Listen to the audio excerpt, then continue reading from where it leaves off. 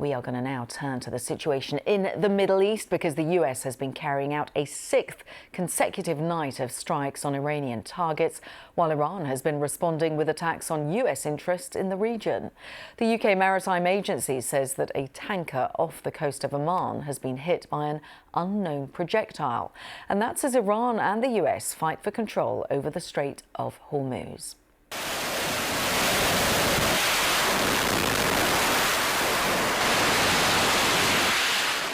US Central Command says fighter jets, drones and warships struck dozens of Iranian military targets overnight, including coastal surveillance and air defense sites.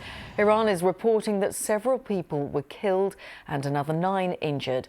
Iranian media is also reporting that civilian infrastructure has been hit. So let's cross over to Jerusalem, because my colleague Barbara Plett-Usher joins us now. So Barbara, a sixth night of strikes. Bring us up to date.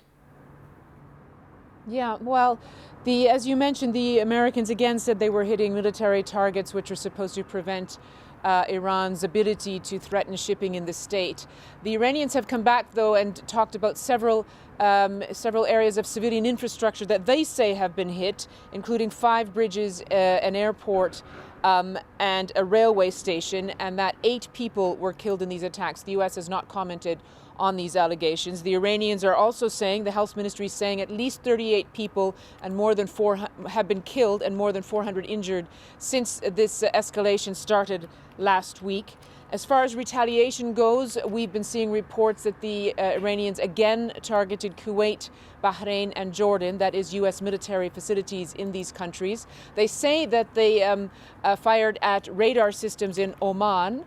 And the Qataris are also saying that they intercepted incoming fire this morning, although a child was injured in falling debris. For the first time, Iranians are saying that they hit what they call a U.S. Special Operations Center in Syria, in Al-Tanf. And they said that this is in retaliation for the killing of 7 Iranian soldiers in Iran during the past back and forth with the U.S. over the past week.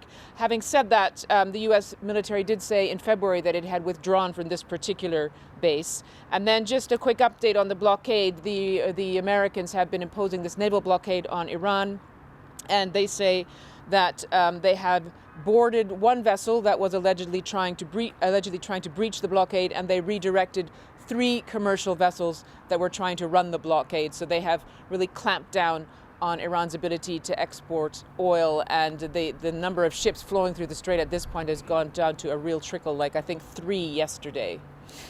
Barbara, given what's happening on the ground, what does this mean for any potential negotiations and obviously for that memorandum of understanding, which has been much criticised? Well, the White House press secretary yesterday reconfirmed that President Trump is open to diplomacy, and no matter what his threats have been, his aggressive talk, he's always said that this is aimed not at sort of upscaling the war again, but at trying to get Iran back to the negotiating table. And Iran's top negotiator has also said that the country, or has indicated that the country is open to talks. But the question is, what do they talk about?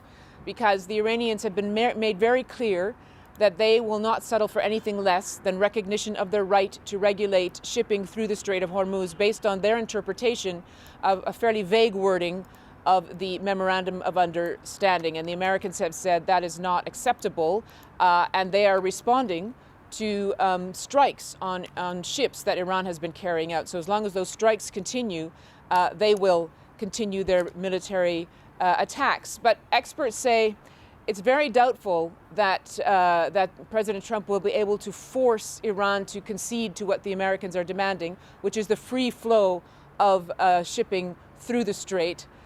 With his current military strategy, the Iranians are pretty dug in about it. And if he expands his targets, it's more likely that the Iranians will expand their targets than that they will give in to his demands.